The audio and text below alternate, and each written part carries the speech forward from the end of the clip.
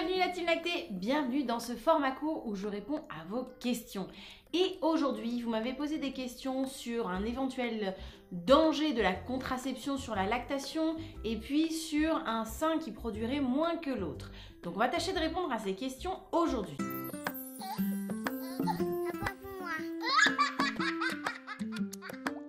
Mais avant toute chose, si ce format vous plaît, n'hésitez pas à mettre un petit pouce bleu sous la vidéo. Allez, c'est parti, première question.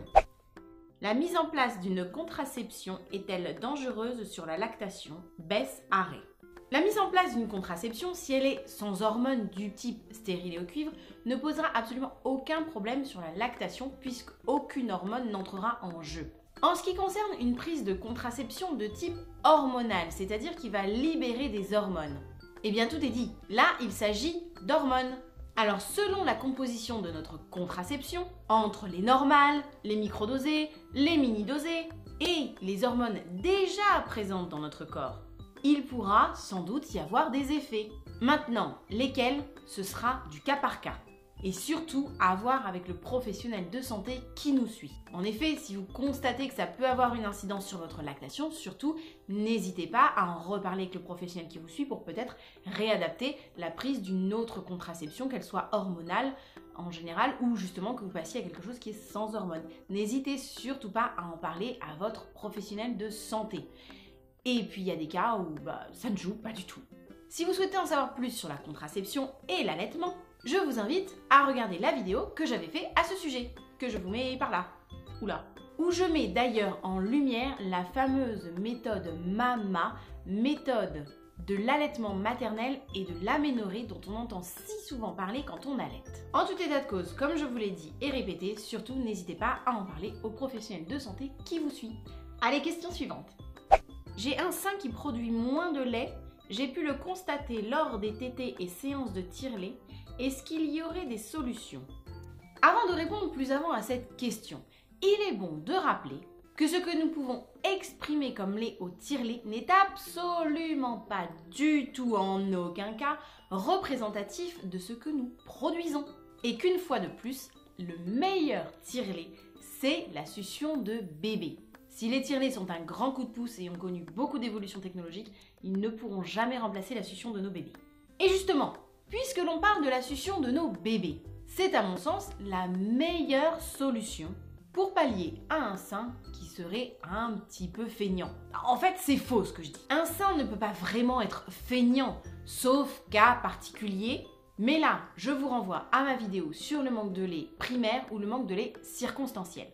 De manière générale donc, et sauf cas particulier, un sein qui produit moins est un sein qui est moins stimulé.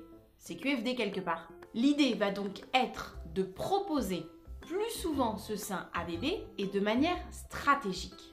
Je m'explique.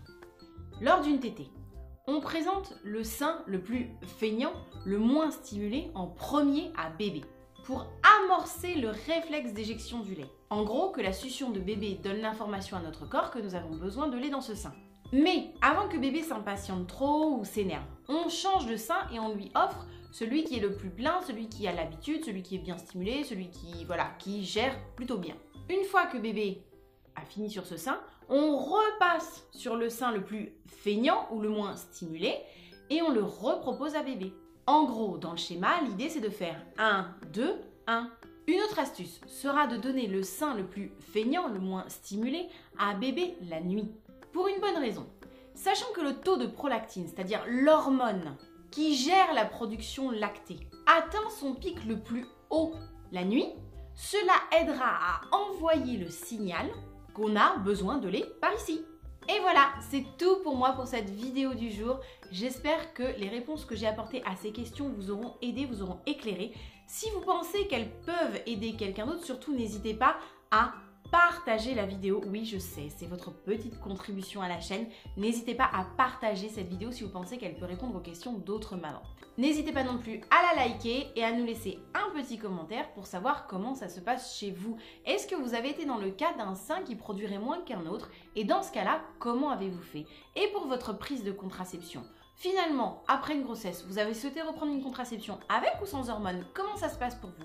N'hésitez pas à partager en commentaire parce que tous les retours d'expérience qu'on va pouvoir se faire entre nous sont enrichissants. J'en profite au passage pour vous dire que si jamais le bijou et maternel que je porte vous plaît, je vous mets le lien de la boutique en barre de description. Allez, cette fois c'est sûr, c'est tout pour moi pour cette vidéo. Je vous fais des gros bisous. Je vous souhaite une belle voie lactée et je vous dis à dimanche pour la vidéo. Ciao!